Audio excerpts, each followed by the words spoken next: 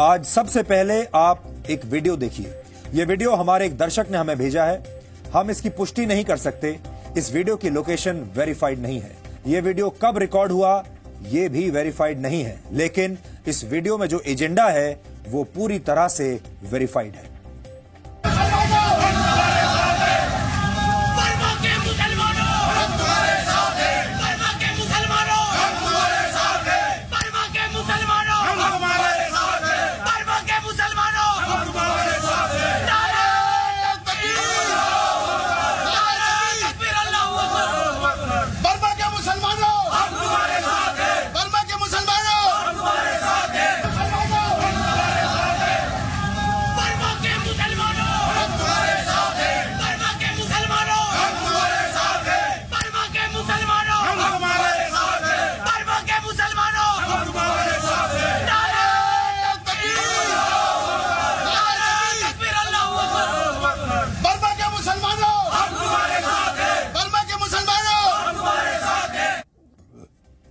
इस वीडियो में रोहिंग्या मुसलमानों के पक्ष में एक विरोध प्रदर्शन हो रहा है, लेकिन आपने म्यांमार में मारे गए हिंदुओं के पक्ष में ऐसा कोई विरोध प्रदर्शन हाल फिलहाल नहीं देखा होगा। और यही हमारे देश की सबसे बड़ी समस्या है। हमारे देश में जो कथित रूप से धर्मनिरपेक्ष लोग हैं, असल में वही सबसे ज्यादा असहनशील है। हमें लगता है कि किसी खास धर्म का साथ देना और किसी खास धर्म के लोगों पर हो रहे अत्याचार पर चुप रह जाना सबसे बड़ी असहनशीलता है। आज हम असहनशीलता की इसी दीवार को विचारों की चोट से तोड़ेंगे। आज आपको अपना दिल मजबूत करना होगा, मजबूत करके रखना होगा, क्योंकि हमारा यह विश्लेषण एक नरसंहार पर आधारित है। यह नरसंहार म्यांमार के रखाइन प्रांत में हुआ है, जहां हिंदुओं को चुन चुनकर मारा गया। कल हमने आपको डीएनए में दिखाया था कैसे म्यांमार के रखाइन में करीब 680 हिंदू परिवार शरणार्थी शिविरों में रहने पर मजबूर हैं। इन लोगों पर म्यांमार के आतंकवादी संगठन अराकान रोहिंग्या साल्वेशन आर्मी के आतंकवादियों ने जुल्म किए थे। कल जी न्यूज ने पूरी दुनिया के सामने वो सच रखा था जिससे दुनिया भर की मीडिया संस्थाएं नजरें चुरा रही थीं। आज तक आपने पूरी दुनिया के मीडिया में रोहिंग्या मुसलमानों पर हुए जुल्मों की बात तो जरूर सुनी होगी, लेकिन अभी तक दुनिया के किसी भी चैनल ने रखाइन में मारे गए हिंदुओं की बात नहीं की। हम पूरी दुनिया के न्यूज चैनलों की बात कर रहे हैं और इनमें भारत के मीडिया चैनल्स भी शामिल हैं। हमारे संवाददाता मनीष शुक्ला इस वक्त म्यांमार में मौजूद हैं। उन्हें वहां खबर मिली कि रखाइन के एक इलाके में हिंदुओं की कब्रगाह मिली है और बहुत से हिंदुओं को बेरहमी से मारकर दफना दिया गया है। यह अपने आप में बहुत चौंकाने वाली खबर थी, बहुत दुखद खबर थी, और इसीलिए हमारी टीम इस खबर की सच्चाई जानने के लिए उसी इलाके में पहुंच गई। रखाइन का यह इलाका मुंगडा जिले में है, जहां रोहिंग्या मुसलमानों की संख्या ज्यादा है, लेकिन यहां हिंदू भी रहते हैं। हम जब इस इलाके में गए तो यकीन मानिए हमारी भावनाओं और संवेदनाओं ने जवाब दे दिया। यहां से अभी तक करीब 45 शव बरामद किए जा चुके हैं और इस पूरे इलाके से करीब 1000 हिंदू गायब हैं। रोहिंग्या आतंकवादियों ने किसी को नहीं छोड़ा, बच्चे हों, महिलाएं हों या पुरुष हों। जो भी सामने आया उसे बेरहमी से मार डाला। हत्या करने से पहले इन लोगों के हाथ बांधे गए थे और इन्हें टॉर्चर किया गया था। इससे पहले कि हम आगे बढ़ें, हम चाहते हैं कि आप इन लोगों का दर्द आज महसूस कीजिए। यह सिर्फ एक खबर नहीं है, यह भावनाओं का समुद्र है जो धर्मनिरपेक्षता शब्द का इस्तेमाल करने वाली बड़ी बड़ी मछलियों और मगरमच्छों को दिखाई नहीं देता।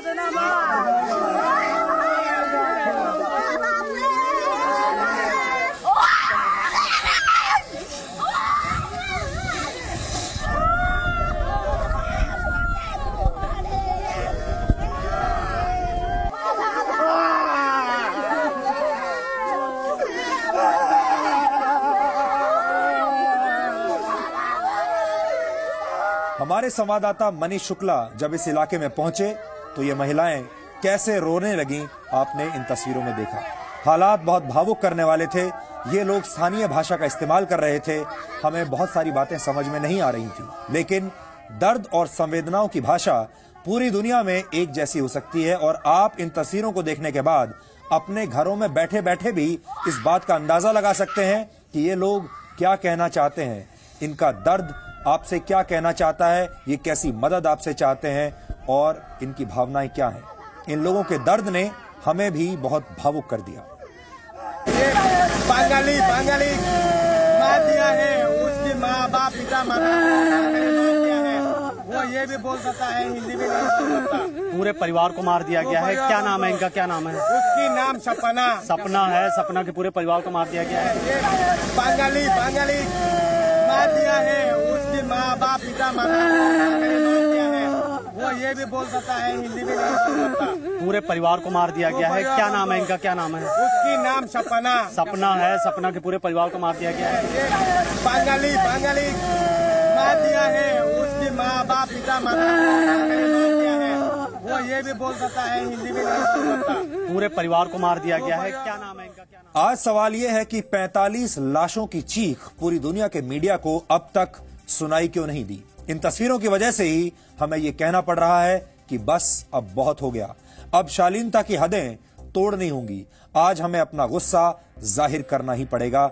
आज हम उस फर्जी सेकुलर ब्रिगेड का पर्दाफाश करेंगे जो धर्मनिरपेक्षता के नाम पर अपनी दुकानें चलाती है, लेकिन असलियत में सब कुछ धर्म के नाम पर ही किया जाता है। ये ब्रिगेड सब कुछ धर्म के नाम पर करती है।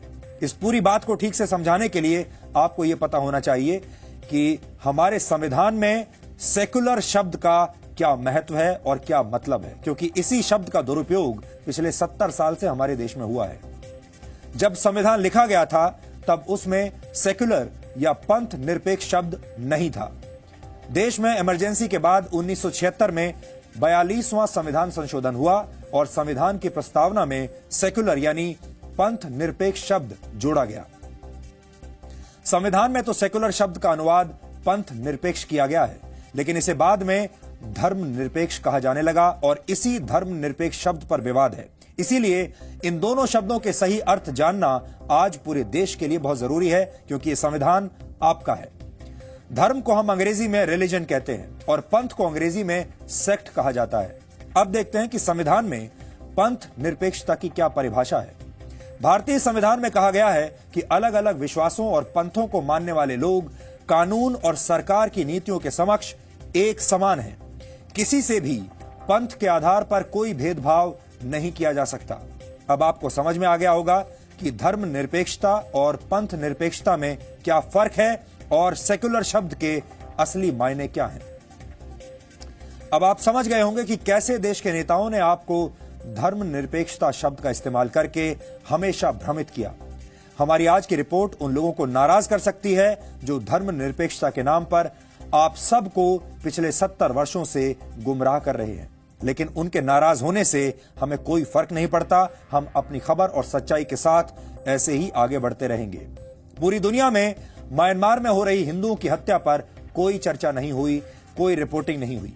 अंतर्राष्ट्रीय मीडिया में सेलेक्टिव रिपोर्टिंग हो रही है, जिसमें सिर्फ रोहिंग्या मुसलमानों की बात हो रही है। आपने इस बात को नोट किया होगा। सवाल यह है कि 45 लाशों की चीख पूरी दुनिया के मीडिया को सुनाई क्यों नहीं दी। यहां पर हम यह भी साफ कर देना चाहते हैं कि हम इस खबर को धर्म के चश्मे से बिल्कुल नहीं देख रहे। हमारी खबर धर्म पर नहीं बल्कि मानवता पर, इंसानियत पर आधारित है। हम आपको यह समझाने की कोशिश कर रहे हैं कि धर्म निरपेक्षता के चैंपियन किस तरह खुद धर्म का चश्मा पहनकर मुद्दों को छोटा या बड़ा बना देते हैं अपनी सहूलियत के हिसाब से।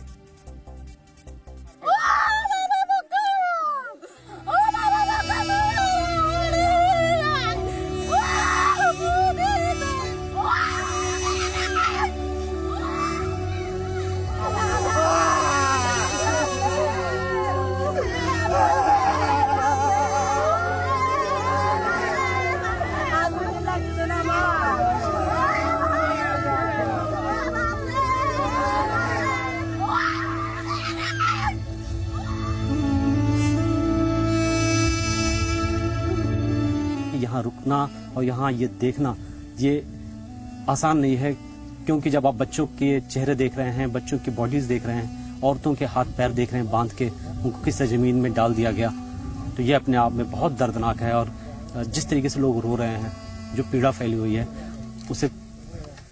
उसको बयां करना बहुत मुश्किल है।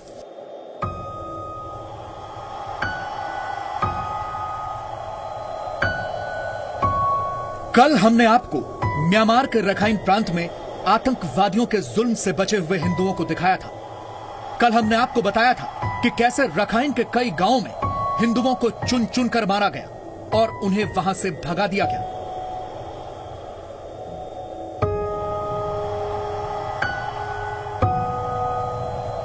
इनमें से करीब 680 हिंदू परिवार इस कैंप में रहने को मजबूर हैं। हम उस जगह जाना चाहते थे जहां हिंदुओं की इतनी बेरहमी से हत्या की गई थी। 3 दिन पहले रखाइन के एक इलाके में हिंदुओं का कब्रिस्तान भी मिला था। इस जगह जाने के लिए हमें बर्मीज आर्मी ने इजाजत दे दी। हमें पता चला है कि एक ऐसा गांव है जहां 45 से ज्यादा हिंदुओं के डेड बॉडीज को अब तक जमीन से निकाला जा चुका है। हमने बर्मीज आर्मी से पिछले कई दिनों से इस बात की गुजारिश की थी कि हम इलाकों को जाने दें, जिससे हमें जान सकें वहाँ हिंदू किस हालत में है। इस वक्त हम बर्मीज सेना के B-17 चॉपर में हैं, जिसके जरिए हम उस गांव की तरफ जा रहे हैं। अगर आप देखें तो यहाँ गांव के गांव जले पड़े। अगर आप देखें तो जहाँ पर भी आपको दिखाई दे रहे होंगे, ये जो सारे इलाके हैं ये जले हुए हैं, इन पर हमला हुआ है। कई ऐसे बुद्धिस्ट हैं जहाँ पर हिंदू हैं और दूसरे कई ऐसे कम्युनिटीज हैं जिनको टारगेट किया गया है। हेलीकॉप्टर से देखने पर रखाइन राज्य का यह इलाका बहुत खूबसूरत दिख रहा था, लेकिन हमें पता है कि यहाँ अब मौत का सन्नाटा था, क्योंकि इन हरे भरे खेतों में और इन गांवों में मौत का खेल खेला गया था। रखाइन के सितवे से करीब 15 घंटे का सफर तय करके हम पहुंचे मुगंडा जिले में। हम उस इलाके में पहुंचे थे जहां 800 से 1000 हिंदू लापता थे। यहाँ आने के बाद हमें ये पता चला है कि उस जगह पर तमाम हिंदुओं को मारा गया है, जमीन में दफनाया गया है और पिछले 2-3 दिनों से यहाँ पर लगातार खुदाई चल रही है। और उसके बाद यहाँ जमीन से तमाम जो डेड बॉडीज हैं वो मिलनी शुरू हो गई हैं। हम वहाँ जाते हैं और वहाँ पता कर रहे हैं कि किस तरीके से यहाँ हमला हुआ। हम आपको बता दें कि इस पूरे इलाके में करीब 1000 के करीब यहाँ पर हिंदू थे। अचानक वो गायब होने शुरू हो गए। 2-3 महीने से हिंदू गायब थे और ये लग रहा था कि वो शायद किसी और जगह माइग्रेट कर गए हैं, लेकिन अब पिछले 3-4 दिनों में 45 से ज्यादा जो डेड बॉडीज निकाली गई है, तमाम इसमें औरतों की बॉडीज है, बच्चों के हैं, तमाम लोगों की बॉडीज हैं जिनको बुरी तरीके से मारा गया और जमीन में दफनाया गया।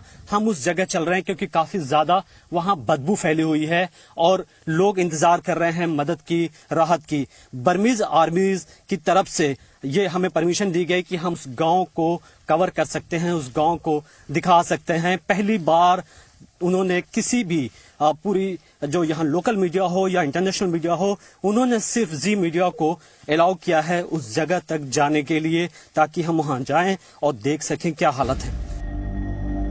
खामू सेक नाम के इस गांव में हम काफी मुश्किल से पहुंचे थे।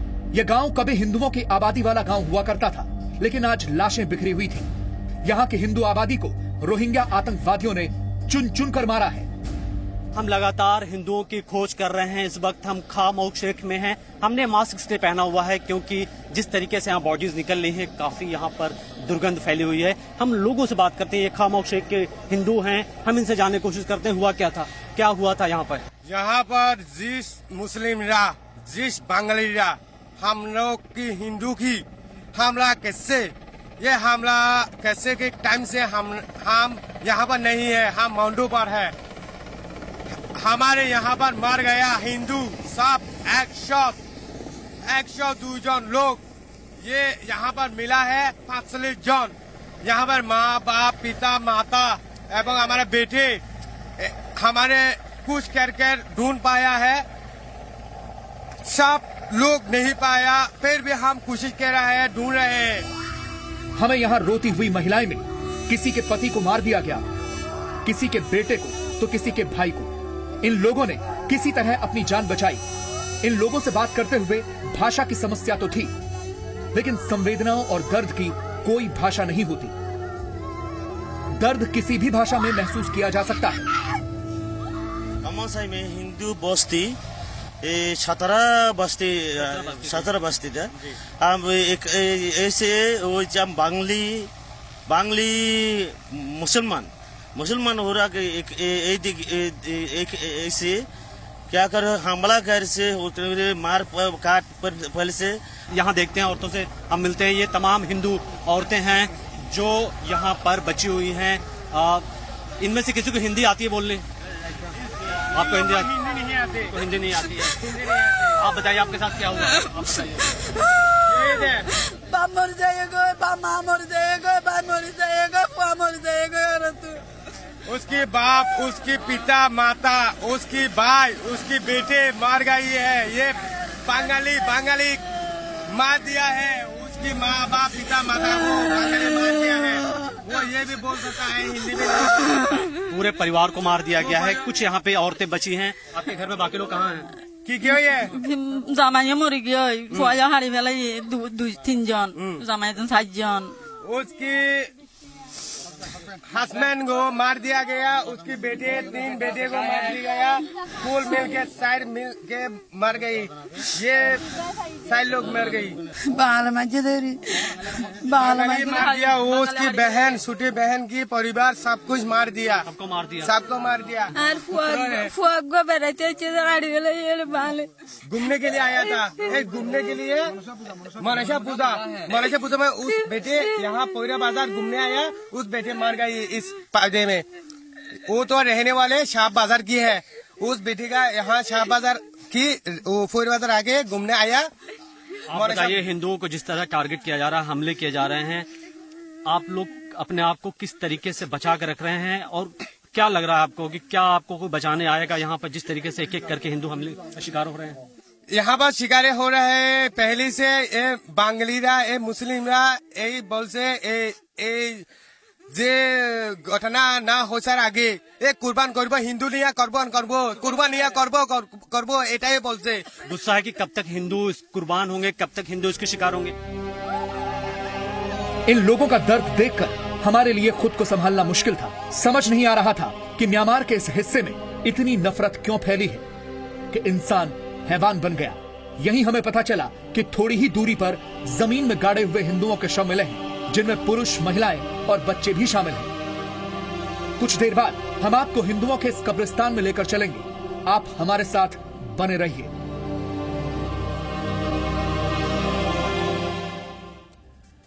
जब आप ये रिपोर्ट देख रहे थे तो आपने ये नोट किया होगा कि इस रिपोर्टिंग के दौरान हमारे संवाददाता मनीष शुक्ला और वहां पर मौजूद बहुत सारे लोगों ने अपने चेहरे पर एक मास्क लगाया हुआ है, एक कपड़े की पट्टी अपने चेहरे पर, अपनी नाक के आसपास लगाई हुई है। ऐसा इसलिए है क्योंकि वहां पूरे इलाके में लाशों की दुर्गंध आ रही है और वहां सांस लेना भी मुश्किल था।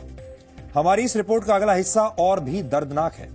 हमारी टीम उस जगह पर पहुंची जहां 45 हिंदुओं की हत्या करके उन्हें एक साथ कब्र में दफन कर दिया गया था। हमारे संवाददाता मनीष शुक्ला इस इलाके में सांस तक नहीं ले पा रहे थे, लेकिन यह हिस्सा दिखाने से पहले हम आपको कुछ जरूरी बातें बताना चाहते हैं। आपको यह जानकर आज बहुत हैरानी होगी कि म्यांमार में रोहिंग्या शब्द का इस्तेमाल नहीं किया जाता। उन्हें बंगाली मुस्लिम कहकर संबोधित किया जाता है ताकि उनके विदेशी होने की पहचान हमेशा बनी रहे। इसलिए रोहिंग्या की अपनी कोई भूमि है ही नहीं जहां वो जा सके। ये गंभीर विषय है और दुनिया अगर इस बात पर चर्चा कर रही है तो ये अच्छी बात है, लेकिन सवाल ये भी है कि म्यांमार के हिंदुओं की हत्या पर कोई भी चर्चा क्यों नहीं हो रही? दुनिया मातम क्यों नहीं मना रही? इस खबर को प्रमुखता के साथ दिखाया क्यों नहीं जा रहा? क्या म्यांमार के रखाइन प्रांत में रहने वाले इन हिंदुओं का कोई मानवाधिकार नहीं था? भारतीय मीडिया इस खबर को लेकर बिल्कुल चुप है, बिल्कुल शांत है और पश्चिमी मीडिया इस मामले में बहुत ही सेलेक्टिव रिपोर्टिंग कर रहा है। मीडिया की कुछ हेडलाइंस आपको पढ़कर सुनाता हूं और इन हेडलाइंस और शीर्षकों पर जरा गौर कीजिए। लिखा है, क्या रोहिंग्या चरमपंथियों ने हिंदुओं को मारा? और उसके बाद क्वेश्चन मार्क। इसी तरह की हेडलाइंस में चालाकी से क्वेश्चन मार्क या प्रश्न चिन्ह लगाकर लोगों को भ्रमित किया जाता है और सच को दबा दिया जाता है। भारतीय और विदेशी मीडिया ने रोहिंग्या मुसलमानों का पक्ष तो जोर शोर से आपको दिखा दिया, लेकिन कब्र में सड़ चुकी हिंदुओं की लाशें किसी को दिखाई नहीं दी। म्यांमार के अधिकारियों के मुताबिक पिछले 1 साल में आतंकवादियों ने रखाइन प्रांत में कम से कम 163 लोगों की हत्या की है। हालांकि गैर आधिकारिक आंकड़े इससे कहीं ज्यादा हैं और इनमें बड़ी संख्या हिंदुओं की है। यहां पर ध्यान देने वाली बात यह भी है कि खुद म्यांमार हिंदुओं के हत्यारों को रोहिंग्या आतंकवादी कहकर संबोधित कर रहा है, लेकिन विदेशी मीडिया इन आतंकवादियों के लिए घुसपैठिए और चरमपंथी जैसे शब्दों का प्रयोग करता है ताकि पूरे मामले को एक दूसरा रंग दिया जा सके। स्टेट काउंसिलर ऑफ म्यांमार के ऑफिस से जो आधिकारिक जानकारी हमें मिली है, उसके मुताबिक 25 अगस्त को 300 रोहिंग्या आतंकवादियों ने कम से कम 100 हिंदुओं का अपहरण किया और उनमें से 92 की हत्या कर दी गई, लेकिन इनमें से 8 लोग किसी तरह से बच गए और ये 8 महिलाएं थी। ये सभी महिलाएं थीं जिन्हें बाद में इस्लाम धर्म अपनाने के लिए मजबूर किया गया और फिर बांग्लादेश ले जाया गया।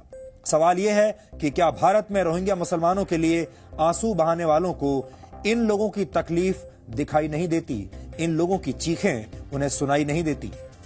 भारत में रोहिंग्या मुसलमानों के नाम और उनके धर्म का इस्तेमाल करके मानवता की बड़ी बड़ी बातें की जा रही हैं। वोट बैंक पक्के किए जा रहे हैं और बड़े बड़े नेता अपना वोट बैंक बढ़ाने की कोशिश कर रहे हैं। ऐसे सभी नेताओं और बुद्धिजीवियों से आज हम ये पूछना चाहते हैं, हमें ये पूछना पड़ेगा कि जिन रोहिंग्या आतंकवादियों ने हिंदुओं पर तलवार, भाले, बंदूक, कुल्हाड़ी और चाकुओं से हमला किया, क्या उन लोगों का कोई मानवाधिकार नहीं था? क्या मानवाधिकार सिर्फ कुछ खास लोगों के लिए होता है? सच तो यह है कि भारत में मानवाधिकारों की दुहाई देने वाले तमाम लोग बहुत सेलेक्टिव होकर अपनी चिंताएं जताते हैं। उनकी कलम सबके लिए नहीं उठती। पाकिस्तान और बांग्लादेश के बाद अब म्यांमार में जिस तरह से हिंदुओं को मारा गया, उन पर जिस तरह से अत्याचार किए गए, वैसे अत्याचार पिछले 70 वर्षों में दुनिया में कहीं भी न तो सुने गए होंगे और न ही देखे गए होंगे। लेकिन अफसोस इस बात का है कि इन अत्याचारों पर दुनिया का कोई भी बुद्धिजीवी बात नहीं करता, किसी ने अपनी कलम नहीं उठाई, कोई अपना कैमरा लेकर वहां पहुंचा नहीं। भारत के बुद्धिजीवी जो खुद को सबसे बड़े मानवतावादी कहते हैं और खुद को धर्मनिरपेक्षता यानी सेकुलरिज्म का ठेकेदार बताते हैं, उन्हें हिंदू आबादी पर हो रहे अत्याचार कभी दिखे ही नहीं।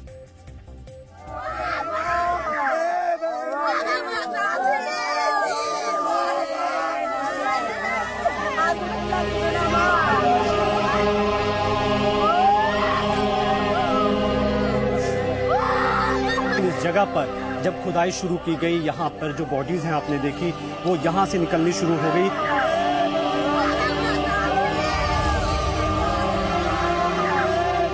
अगर आप देखें तो यहाँ पर ये खून के निशान हैं, यानी हाथ पैर बांधे गए। देखिए यहाँ शरीर के हड्डियों की तक के निशान हैं।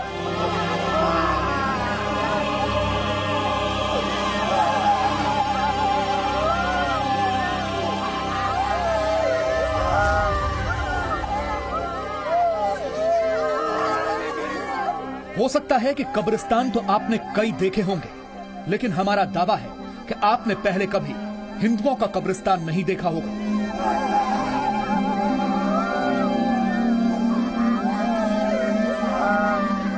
हम इस वक्त म्यांमार के रखाइन के उस इलाके में मौजूद हैं जहां हिंदुओं की चुन चुनकर हत्या की गई। इन लोगों ने बातचीत में बताया कि थोड़ी ही दूरी पर हिंदुओं को मारकर जमीन में गाड़ा गया था। हम उस तरफ चल पड़े क्योंकि म्यांमार का यह पूरा सच पूरी दुनिया के सामने आना जरूरी था।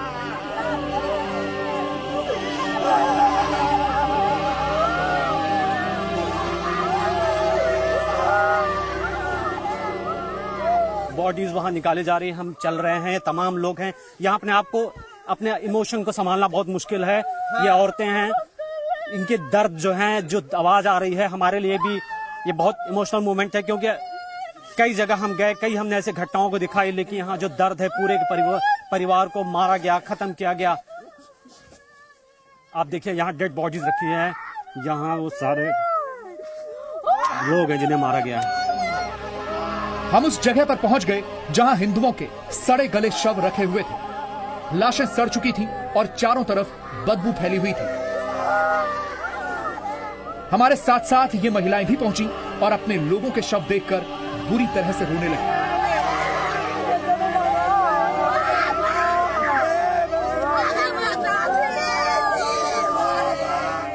इन हिंदुओं को बहुत बुरी तरह से मारा गया था। उनके हाथ पैर बांधे गए थे, किसी को नहीं छोड़ा गया था, यहां तक कि महिलाओं और बच्चों को भी मार दिया गया। हिंदुओं को यहाँ मार दिया गया, हिंदू गायब हो गए, पता नहीं चल रहा था कि कहाँ गए।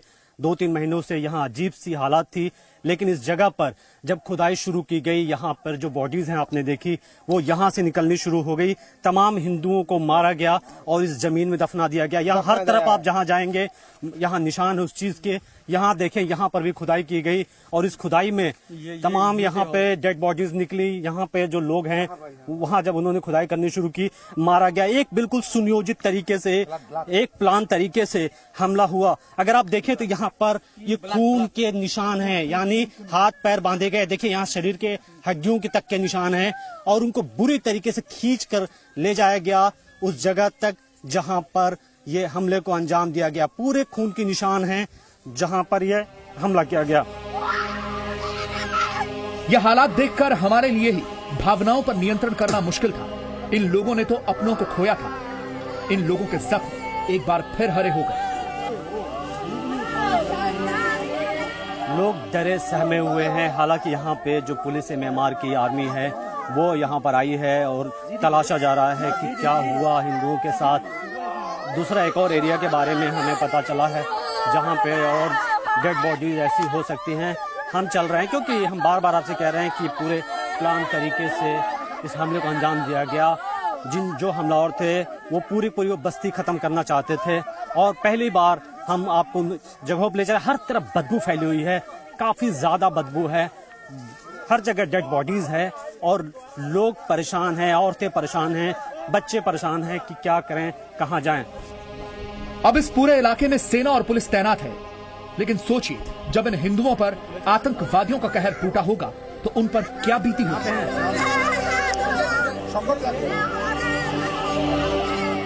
आगे आपको बताएंगे कि कैसे आतंकवादियों ने हिंदू महिलाओं की पहचान मिटाने के लिए उनका सिंदूर मिटाया और फिर उनकी चूड़ियां भी तोड़ दी।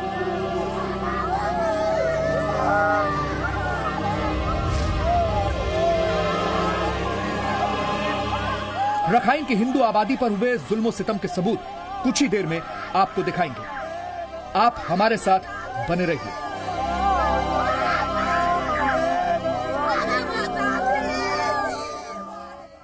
हमारी इस रिपोर्ट को देखकर आप समझ गए होंगे कि रखाइन के इस इलाके में कैसे इन हिंदुओं पर अत्याचार हुए, लेकिन सबसे ज्यादा अत्याचार महिलाओं पर हुए हैं।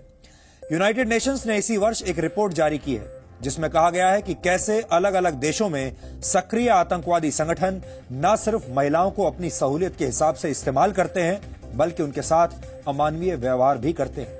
म्यांमार में हिंदू महिलाओं के साथ रोहिंग्या आतंकवादियों ने जो कुछ भी किया है वो इस रिपोर्ट में कही गई बातों से मेल खाता है। यूनाइटेड नेशंस ने अपनी रिपोर्ट में एक वाक्य का इस्तेमाल किया है, कॉन्फ्लिक्ट रिलेटेड सेक्सुअल वायलेंस, यानी संघर्ष की स्थिति में यौन हिंसा। इसमें कहा गया है कि आतंकवादी अक्सर महिलाओं का बलात्कार करते हैं, उनसे वैश्यावृत्ति करवाते हैं और उन्हें गुलाम बनाकर रखते हैं। रिपोर्ट में यह भी लिखा है कि आतंकवादी इन महिलाओं की मर्जी के बगैर उनसे शादी करते हैं और उनका धर्म परिवर्तन भी करवाते हैं। 19 अलग अलग देशों पर आधारित इस रिपोर्ट में म्यांमार का नाम भी शामिल है। The office of the United Nations high commissioner for human rights के मुताबिक फरवरी 2017 में म्यांमार में कम से कम 100 महिलाओं ने यह बात स्वीकार की थी कि उनका बलात्कार हुआ और उनके साथ गैंगरेप किया गया। यूनाइटेड नेशंस के मुताबिक वर्ष 2016 में आतंकवादियों ने दुनिया भर के अलग अलग हिस्सों में सेक्सुअल वायलेंस को युद्ध नीति के तौर पर इस्तेमाल किया और इसके अलावा महिलाओं की हत्या और लूटपाट को आतंकवादियों ने अर्बन वॉरफेयर के तौर पर इस्तेमाल किया। अराकान रोहिंग्या साल्वेशन आर्मी के आतंकवादियों ने जब हिंदुओं के इन इलाकों पर हमला किया तो उनकी सबसे आसान शिकार हिंदू महिलाएं बनी। कई महिलाओं को मार दिया गया और उनके शवों को दफना दिया गया, लेकिन कुछ महिलाएं ऐसी भी थीं जिनका जबरदस्ती धर्म परिवर्तन करवाया गया। यह भी पता चला है कि इनमें से बहुत सी महिलाएं बांग्लादेश के शरणार्थी शिविरों में अब रह रही हैं। हमारे संवाददाता मनीष शुक्ला की इस रिपोर्ट में आपको हिंदू महिलाओं पर हुए तमाम जुल्मों के बारे में बहुत सारे सबूत मिलेंगे। संयुक्त राष्ट्र संघ की टीम बांग्लादेश में रोहिंग्या मुसलमानों के कैंप्स में जाकर ये जांच कर रही है कि महिलाओं के साथ बलात्कार हुआ या नहीं। लेकिन म्यांमार के रखाइन प्रांत में हिंदू महिलाओं पर जो जुल्म हुआ है उसके बारे में उसने चुप्पी साध ली है।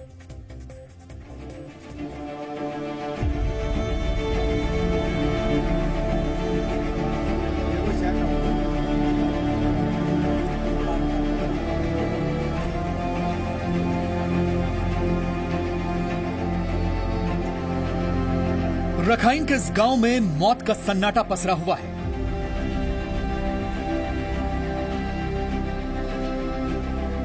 ये खेत बेशक हरे भरे हों, लेकिन यहां की मिट्टी खून से लाल हो चुकी है। यहां बस कुछ एक हिंदू ही बचे हुए हैं, और जो बचे भी हैं, उनके पास हालात पर रोने के अलावा अब कोई चारा नहीं बचा है।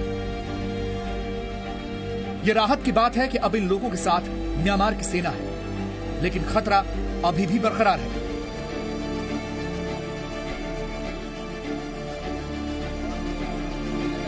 ये बच्चे अनाथ हो गए। हो सकता है कि ये भूखे प्यासे भी हों।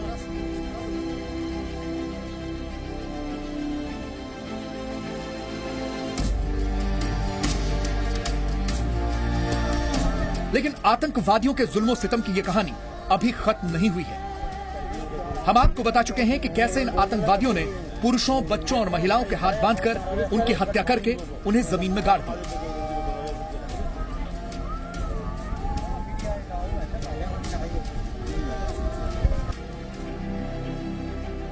लेकिन बहुत सी महिलाओं और लड़कियों को आतंकवादी अपने साथ भी लेकर गए हैं, और आरोप यह है कि जाने से पहले इन महिलाओं का जबरदस्ती धर्म परिवर्तन करवाया गया।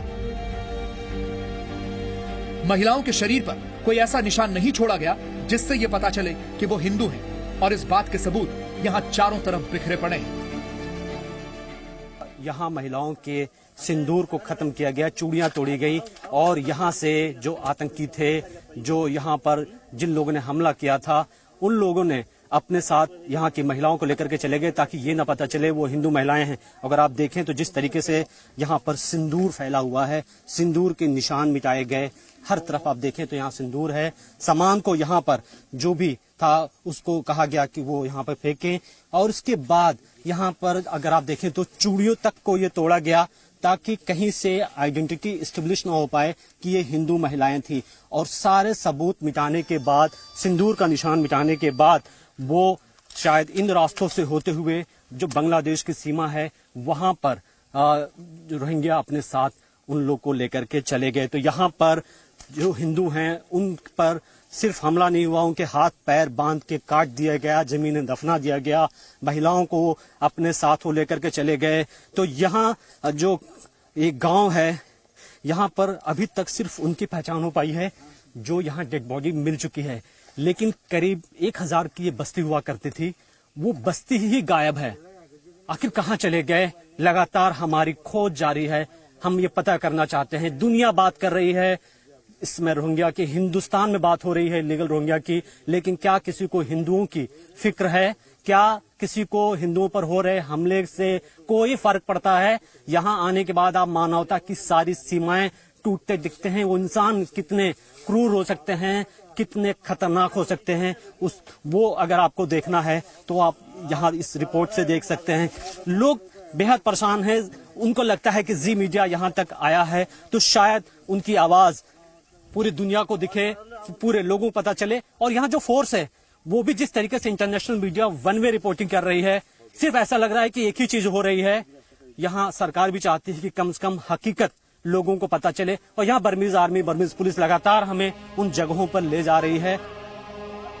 हैवानियत का ऐसा खेल, पहले तो महिलाओं के पतियों और बच्चों को मार डाला गया और फिर उन्हें आतंकवादी अपने साथ ले गए। ये सोचकर भी रूह कांप जाती है, लेकिन उन बेरहम आतंकवादियों के हाथ नहीं कांपे। अब इन लोगों को भी इतनी नफरत हो चुकी है कि वो ये साफ कह रहे हैं कि इस इलाके में रोहिंग्या मुसलमान नहीं चाहिए। क्या हुआ था अर्जुन साहब? वो 8 औरत से गांव में 3 रात जुल्म करता है। 3 रात हमले होते रहे। फिर वो अपने साथ औरतों को लेकर चले गए। वो बंगला में तो चले आपको पता चला कुछ, आप लोग जानकारी जुटाई, कहाँ है औरतें, कहाँ है इस वक्त? बंगाली बांग्लादेश लेके चले गए। टेररिस्ट बांग्लादेश में। तो आप लोग अपने यहाँ कैसे रह रहे हैं? यहाँ तो हमले हो रहे हैं लगातार, कैसे जान बचा रहे हैं हिंदू यहाँ पे? म्यांमार मिलिट्री, म्यांमार की सेना, म्यांमार पुलिस यहाँ पे आगे, सेना आ गई है, लेकिन फिर भी हमला हो गया। क्या गारंटी दोबारा हमला नहीं होगा? मेरा और यहाँ में रोहिंग्या नहीं चाहिए, यहाँ में रोहिंग्या वो बांग्लादेश में रहता है, नहीं चाहिए। इस इलाके में हिंदू और मुसलमानों के अलावा मुरुंग जाति के लोग भी रहते हैं। ये लोग हिंदुओं की मदद कर रहे हैं। जब हिंदुओं पर हमले हो रहे थे, यहाँ पर जो दूसरी जातियां हैं मुरुंग, ये लोग मदद करने के लिए आए। इनकी मदद से यहाँ पर जो डेड बॉडीज है उसको ढूंढा जा रहा है, लगातार खुदाई चल रही है। कहा जा रहा है कि दूर दूर जो खेत के हिस्से हैं, तमाम इलाके हैं, वहाँ अभी भी बॉडीज हो सकती हैं। ये मुरुंग हमसे बात करना चाहते हैं, ये लोगों ने मदद की है। ओ भाई इसामा को जनो तेदोरा ख्वासोंगा ओजुमा या माले तो हिंदू दे पालखा भाई पालखा जमा को एमा अलाउ नीरा माले तो एक मौसी का जनो होती जरूरती लिसी भाई जनो तो शांति लिसी भाई। वो बोल रहा है हिंदू लोग जो साड़ी पहनते हैं पड़ता है, वो साड़ी से वो सिंता है, वो पहचान पाता है ना। वो जो मरद है ना, मरद उसकी फ्रेंड थी एवं उसकी दोस्त की एरहम, ये फोरे बाजार हिंदूरा उसकी फ्रेंड एरहम तो सिंते से है, वो जान पात से है। वो हिंदूरा सब कुछ यहाँ पर आकर ये काम कर रहा है, हिंदू लोग के लिए कर रहा है। हिंदू लोग मर गया हूँ। हिंदू जो औरतें से साड़ी पहनती हैं तो इससे ये पहचान पाते हैं, सारे वो लोग हैं। आप देखें यहाँ पर ये बैठे हुए हैं। म्यांमार की फौज और पुलिस इस इलाके में और खुदाई करवा रही है, क्योंकि इस पूरे इलाके में करीब 1000 हिंदू गायब हैं और ये शक है कि उन्हें मारकर इसी तरह से जमीन में गाड़ दिया गया। कैमरामैन अनंत शंखधर के साथ मनीष शुक्ला, जी मीडिया, रखाइन, म्यांमार।